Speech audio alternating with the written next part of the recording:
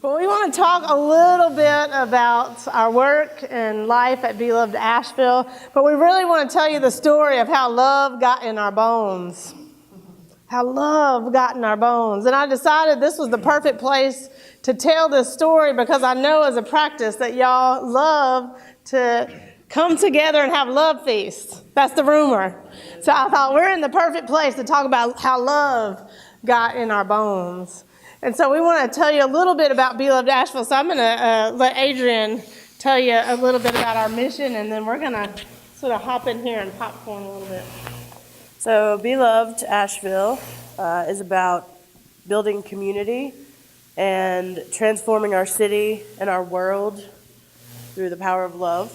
And like Amy said, you know, we got some love in our bones.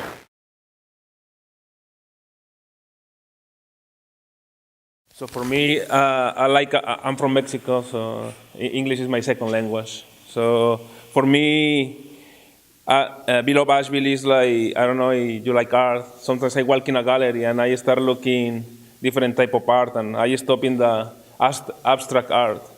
And I start talking with people besides me, what this represent for you? Why you look in this paint? And people start saying, oh yeah, I can see animals there. Oh no, I can see the clouds there. So for me, BeLoved is like an abstract paint. Then, like some people walk in and they say, oh, this feel like love. Oh, this feel like home. And everybody here have a different interpretation of how love and home look like. So for me, it's like this amazing feeling that you feel welcome, and then you feel then you fit there, and then you are part of something there. So I guess the full picture for me is then everybody is going to have different interpretation because we understand love in different ways. Sometimes we understand love like the mother, the love of one mother, or sometimes people that have kids. I understand love because I have a daughter. So for me, love means my daughter. So BeLoved Asheville is my daughter too. So it's part of all this. So some folks will say BeLoved is my family. So we like this idea of the abstract painting because we say we have the worst elevator speech in the world. Y'all come back up here. Don't be afraid. We're going to get close to this mic. So we wanted to just popcorn a little bit of kind of what we do at BeLoved Asheville. So I'm going to start just by saying we know a lot of people that are hurting through the housing crisis in our city and world, and so we dreamed of building a deeply affordable homes. So we're embarking on building a tiny house village, and we're going to be breaking ground probably in May.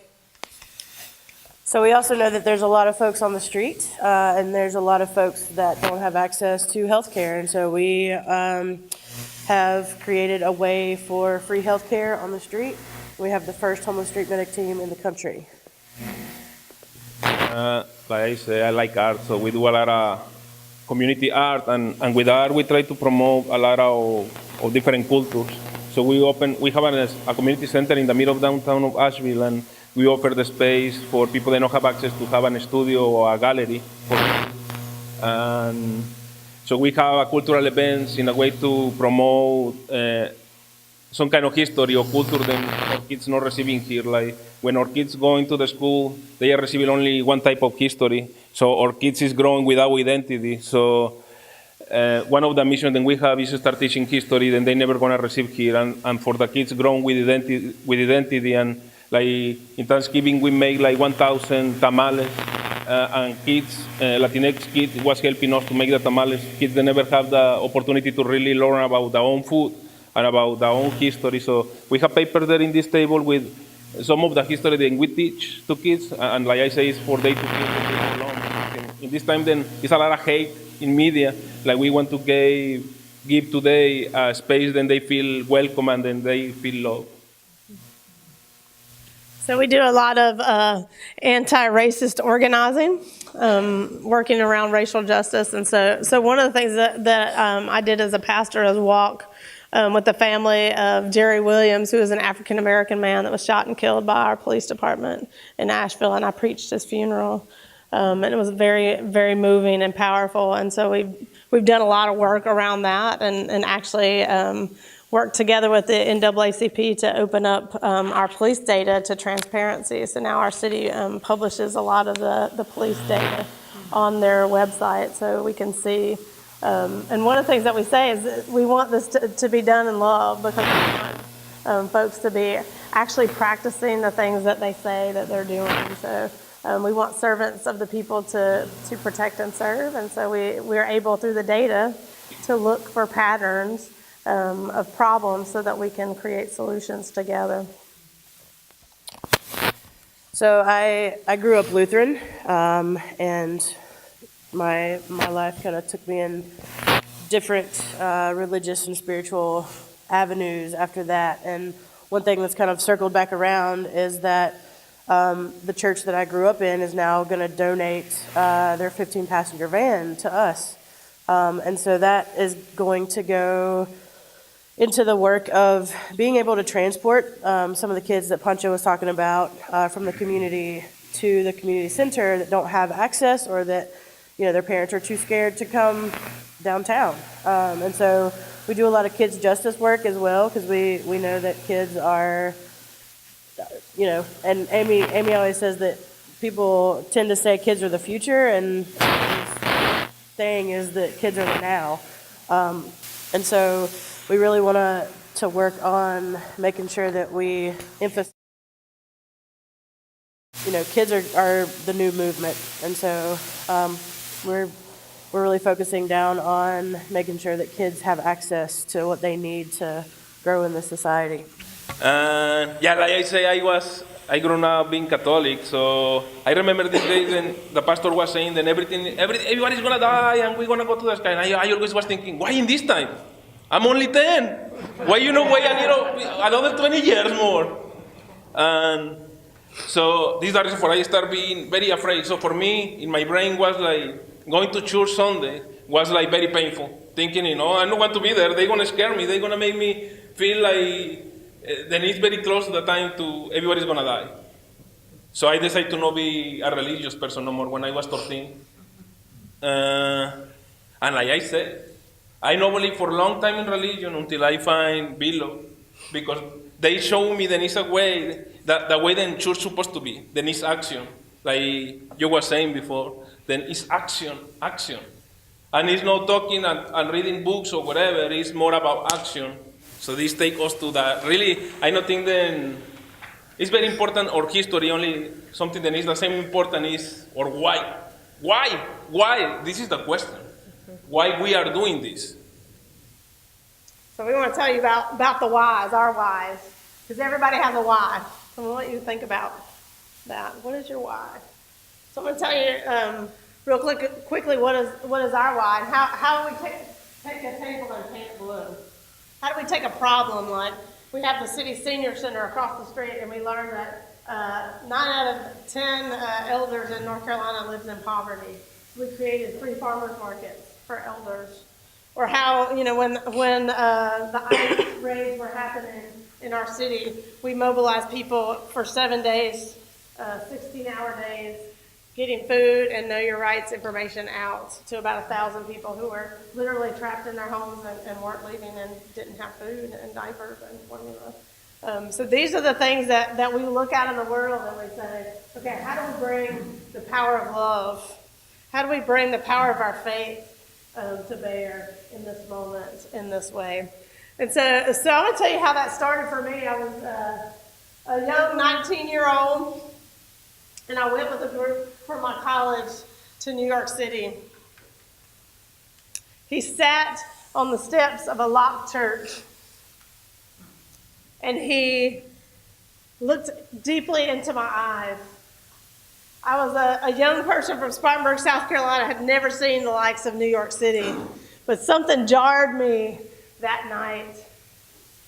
We had gone with the intention to find God on the streets, reading Matthew 25, where Jesus, on his deathbed, makes this confession, "You will see me again. And you will see me this way. I was hungry, and you gave me something to eat. I was thirsty, and you gave me something to drink. I was a stranger, and you welcomed me, sick and in prison, and you came to visit me." Now, I was a good Southern Baptist at the time, and I knew the Bible backwards and forwards, and I had never heard that verse of Scripture in my life until we read it to prepare for this trip. His street name was Catman. He was dark like espresso. And he was everything that I was taught to be afraid of. And yet he welcomed me. He said that he was a poet, and he toned on about color, orange and crimson and azure and indigo. And he told me in some of the most beautiful words that I've ever heard about himself. And I found something of myself that night. And then as we scurried back, about 20-year-olds, all dressed in camo, because we were told if we all wore camo, we would blend in. You can imagine a mob of 20 young women. I went to a women's college, all dressed in camo. And she called to us, "Help! Help me! Help!" And we all hunched down and we scurried away from her. But she sang out like Fannie Lou Hamer, "Help me, help me, help me. Won't you please stop and help me?" On about the 5th time, we finally turned around. Her name was Lisa. I have never seen Catman or Lisa ever again, but they changed the trajectory of my whole life. Because sometimes Jesus calls through Catman and hollers through Lisa and moves us in a different direction. For me, there was this huge dissonance between the way that I had grown up, very Christian and very polite, and what I saw on the streets. And what I realized is that I had had faith almost my entire life, but I had no idea what my faith was for until that night. Fast forward to many decades later, and I found myself moving to Asheville, North Carolina to sleep on the couch of a friend with nothing but this call that would not leave me alone. Y'all have any of that going on with you? They did like this for years. Jesus speaking through Lisa and Catman. Amy. And so I just started hanging out. I hung out in the public parks. I hung out in the courtrooms. I loitered on the porches of public housing apartments. And the ministry of BeLoved Asheville was birthed.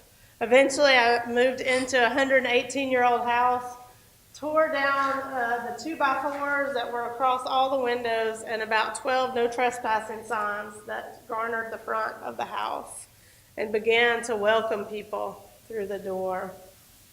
That's my why, is that BeLoved has become my family. I realize that my family is always on the other side of the doors that we lock, the walls that we put up, the fences. I wonder what your why is, Adrienne.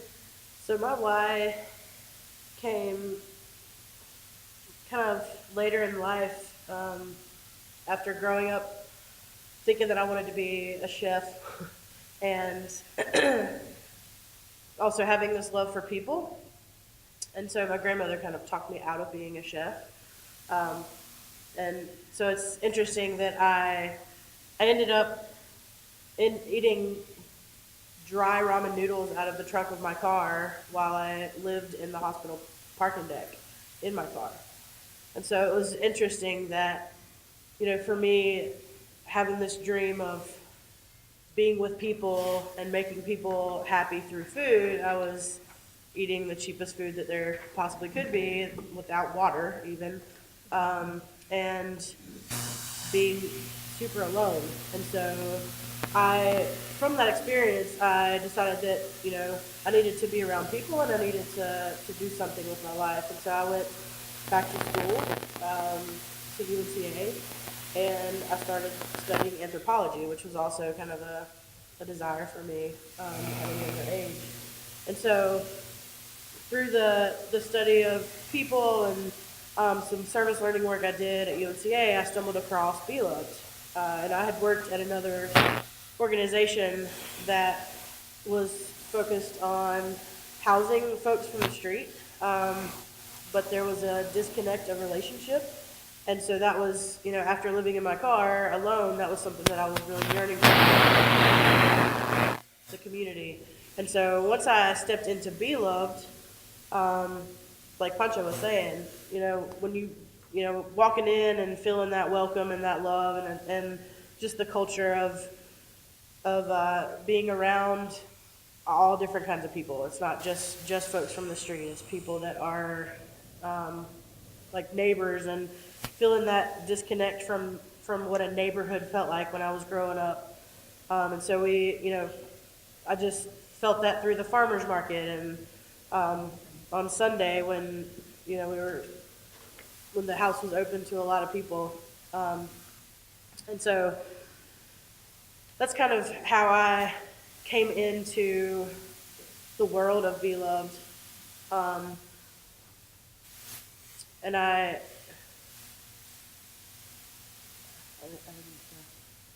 So when we are saying about the why, we are talking about this. Everybody needs to have a why, because the why is the reason they keep us doing what we are doing. Because sometimes it's very hard times.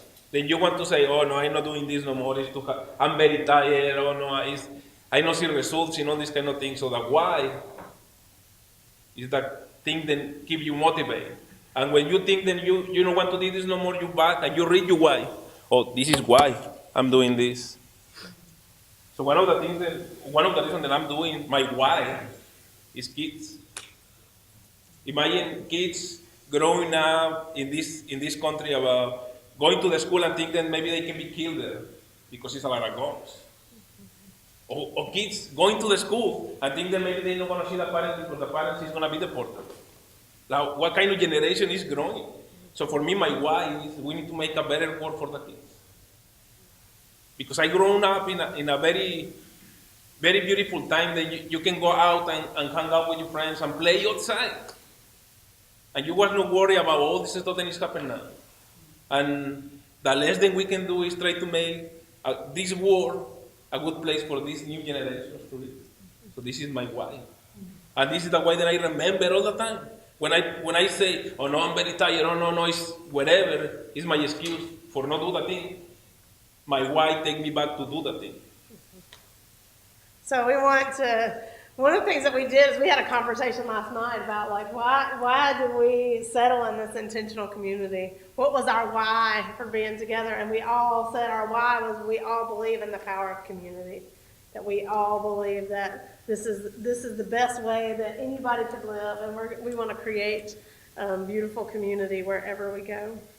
And so we're going to ask you this question in 3 different voices. What is your why? What is your why? What is your why? Thank you.